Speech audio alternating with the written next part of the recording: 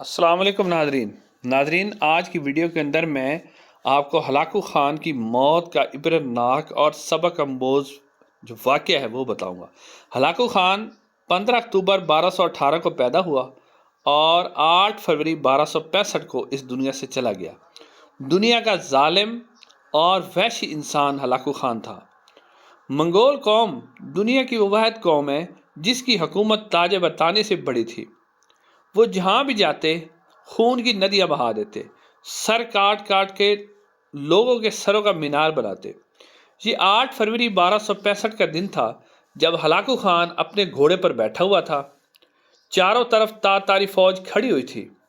سب سے آگے Hulagu Khan کا گھوڑا تھا اور ہلاکو خان کے گھوڑے کے سامنے مسلمان قیدیوں کی 3 قطاریں تھیں جن کو آج ہلاکو خان نے اپنے حکم پر قتل کروانا تھا۔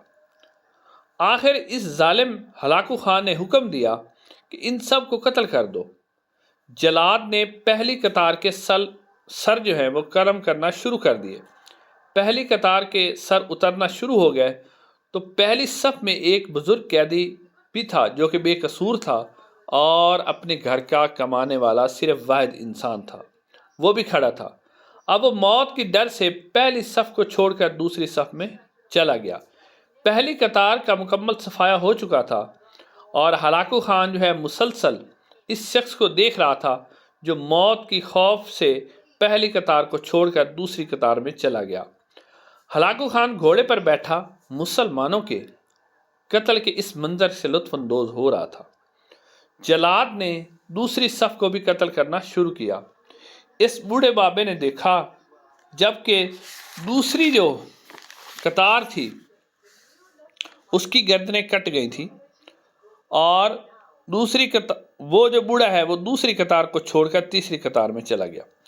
ہلاکو خان مسلسل اس بوڑھے شخص کو دیکھ رہا تھا۔ اب وہ تیسری قطار جو تھی اس کو بھی جلاد قتل کر رہے تھے، لوگ کی گردنیں کٹ رہی تھی۔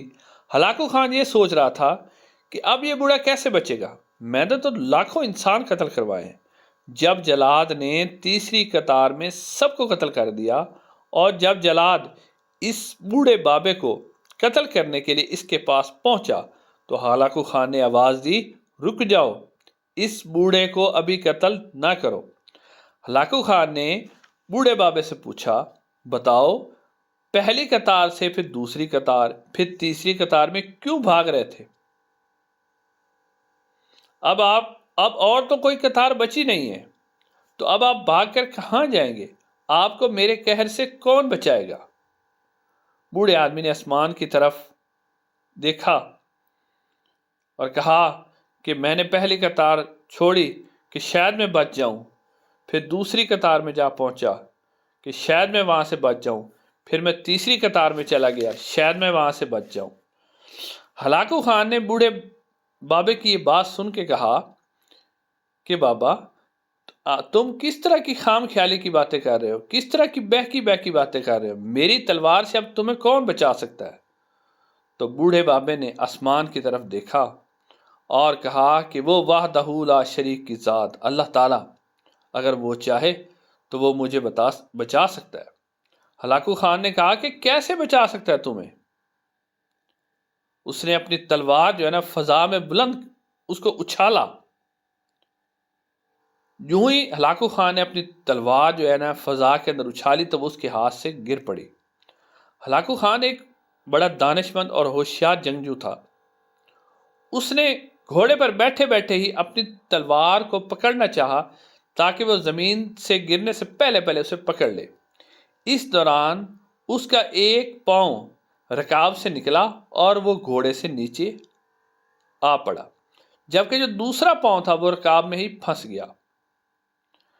ہلاکو خان کا گھوڑا ڈر گیا اور وہاں سے بھاگ پڑا۔ ہلاکو خان نے اپنے آپ کو بچانے کی پوری کوشش کی، اس کے لشکر نے بھی اس کو بچانے کی کوشش کی، مگر گھوڑا اتنا طاقتور تھا کہ وہ اس کسی کے قابو میں بھی نہ آیا۔ گھوڑا ہلاکو خان کو کھینچتے ہوئے گھسیٹتے ہوئے پتھروں کے اوپر لے گیا اور گھسیٹتے گھسیٹتے ہلاکو خان کا جو سر ہے وہ پتھروں سے ٹکراتا رہا، یہاں تک کہ ہلاکو خان کا سر پتھروں سے ٹکرا کر بالکل زخمی ہو گیا اور آخرکار ہلاکو خان کی روح اس کے اس تکبر بھرے جسم کو چھوڑ کر چلی گئی۔ ہلاکو خان کے سپاہی اس بوڑھے بابے سے اتنے خوفزدہ ہوئے کہ انہوں نے جان بوجھ کر اس بوڑھے بابے کی طرف بالکل توجہ نہ کی، یعنی کہ انہوں نے بوڑھے بابے کو جان بوجھ کے اگنور کر دیا، اسے چھوڑ دیا، اور بوڑھا بابا جو تھا وہ آرام سے بغیر کسی خوف کے، بغیر کسی ڈر کے، وہ خود پیدل چل کر اپنے گھر جا پہنچا۔